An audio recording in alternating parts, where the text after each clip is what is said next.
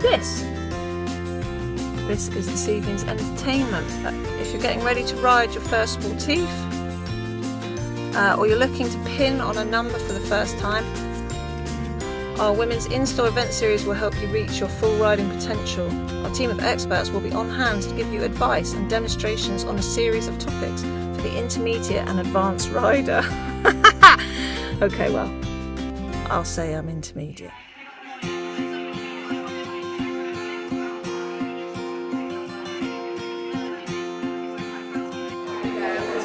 A lot of women yapping, you can probably hear that. I'm first to the buffet table, brilliant. The talk's all starting up because women are yapping so much, the man actually has to call them over to the talk. So, I've nearly bought a bike already. Food and nutrition man and training guy's here, so we're going to go and have a word with him. See if I buy a bike by the end of it. Woo! I was lucky enough to meet Dr Andy Middlebrooke from Exercise Science. This guy is absolutely the dog's nuts. He has 20 years experience. He is just a font of all knowledge on nutrition and training. He has so many credentials. He's just great. Check him out. So, 3 efforts a week. 1 is going to be steady, stroke easy. 1 is going to be moderate. 1 is going to be hardcore. I'm writing this out because sometimes I find it's easier to learn these things by reading rather than just listening to me waffling on. So, steady, easy. You are talking about like a 6 or 7 out of 10 effort. You are talking about 2 hours plus. I would do this ride on the weekend. Obviously, I need to get up to 12 hours, so I will be building that up over time. Moderate effort, you are talking about 40 to 60 minutes. Hills, no hills, whatever. You're just going out on a ride and you are going to be working at sort of 8 to 8.5 out of 10 effort. Hardcore. This is easy to fit in, I would hope. It's only 30 minutes, but you're really going to go for it. So in your 30 minutes, you're going to be expelling 9 to 9.5 out of 10 effort.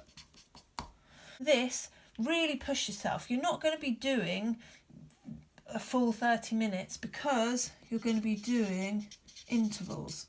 So either hill, my friend, well, he's an acquaintance really at work, he's like a veteran road cyclist and he told me to do 30 seconds. You can be on a flat or a slight gradient and you absolutely sprint out the blocks, off you go, sprinting for 30 seconds, 2 mins rest. Now when I say rest, I do not mean lying down with your, feet up. You are just going steady, nice and steady. Keep pedaling, keep going.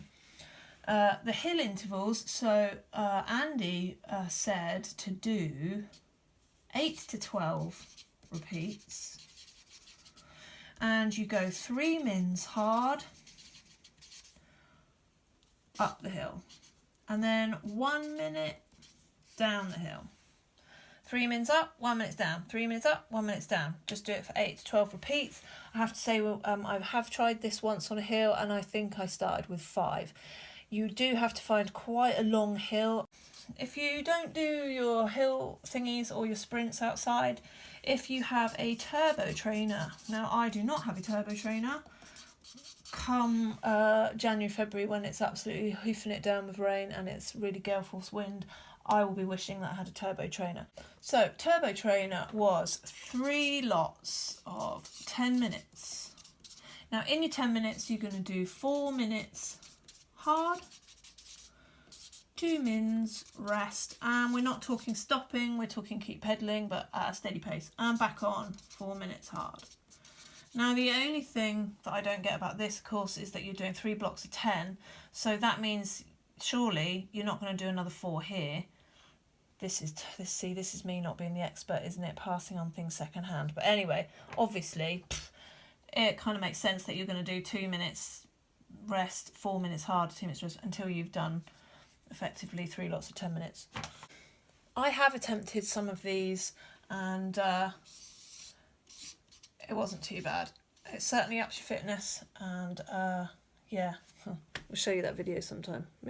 Okay, so if you're not sure what this sort of 6 out of 10, 8 out of 10 effort means, to put it into basics, if you're out with a friend riding, steady to easy, you should be able to hold a conversation, or like me, you just chat and sing to yourself. If you are moderate, then you will be able to string a few words together, but you're not able to hold a full conversation. Hardcore, you can probably get one word out at a time, but you haven't got enough breath left in your body to be able to actually have a conversation. Okay, one of the most important things that Andy said was that rest is your most important thing. Rest, especially if you are a bit older, and by a bit older we are talking people like me in their 40s. You need to kick back and rest a bit more for your body to be able to repair. So the actual doing of the exercise, this I thought was really interesting. The actual doing of the exercise is not what makes you fit. It's the rest and recovery time in between that makes you fit. This kind of, hopefully I'm going to draw this right. This is going to explain it if I can if I can get these lines the right shape. So if this is your baseline of where you are now with your fitness, then you kind of wreck your body. So we'll take it as going down. You kind of wreck your body when you're doing sort of moderate to hard exercise, and then your rest brings you back up, and then you wreck your body again, and your rest brings you back up, and you wreck your body again, and your rest brings you back up, and you wreck your body again, and the rest brings you back up. Wreck, rest, wreck, rest, wreck, rest, rest, wreck, wreck, wreck. If you wreck your body, you don't really rest. You wreck your body, you don't really rest. You wreck your body, you don't really rest. You wreck your body. I think you can see where this is going. Sad face, not happy body. You're not doing yourself any favours. So another thing that they say, this is like the real professional, like your Tour de France lot. If you don't have to stand, you should sit. If you don't need to sit, lie down, and elevate those feet is even better whilst you're chilling out, probably watching telly or YouTube, I guess. Okay, so the other things that he talked about was nutrition. Obviously, we know it's really important to feed our bodies to sustain our exercise.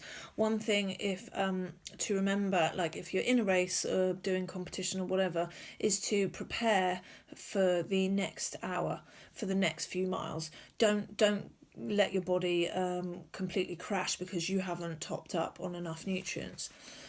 So we should drink, I think we all know this, 1.5 litres to 2 litres a day. But if we're doing, so for every hour of exercise, especially after the first hour, you need to be taking on board an extra 0.5 litre per hour of riding, plus at least 0.5 litre after riding. And you need to take on board some carbohydrates and a bit of extra protein. There are some great recovery powders that you mix into your water. I did actually try the Talk one. I had one made by one company, can't think who it is now, and it wasn't the recovery drink. That was all right. The electrolyte drink went straight through me. So you really need to, and Andy touched on this at the talk, that you do want to try out products before you are in competition using them, because you might find that you have it has a very negative, embarrassing impact on your body, and you don't want that in public. It's like, whoop, go straight through you is what I'm trying to say. You don't want that. I tried one of the Talk ones, and I tried one of the SIS ones. Both of those were absolutely fine for me, really good. And I tell you what, those recovery powders do seem to make a difference. You should eat 30 to 60 minutes after certainly moderate and hard efforts. Yeah, so try and get in that window of, I think the really professional, like Tour de France guys, I think it's 10 to 20 minutes they try and get food down their neck, but they've got guys that follow them around doing all their cooking and everything. But you want to try and you need to eat something that is low fat, Good carbs, good protein. So again, that's your chicken with your veg. Doesn't have to be chicken, but chicken's good. I tell you what's really nice is corn meatballs. If you're vegan, that's no good because it's got the egg in it. If you're vegetarian, they now use free-range eggs. If you are on a long race or ride, you don't need to fuel in the first hour, but every hour after that, the body needs 60 to 90 grams of carbohydrate. You can take this on board in real food, so malt loaf, flapjacks, hot cross buns. They're good. I think a hot cross bun is like 30 grams of carbohydrate, Andy said, so that's a good one. Also take this on board in your powdered sports drinks and in your gels. So say like the Talk range, the other guys might do it, I don't know, but they tell you on the pack how many units of carbohydrate you're taking on board there. So that kind of helps you work out over the hour what you need to consume.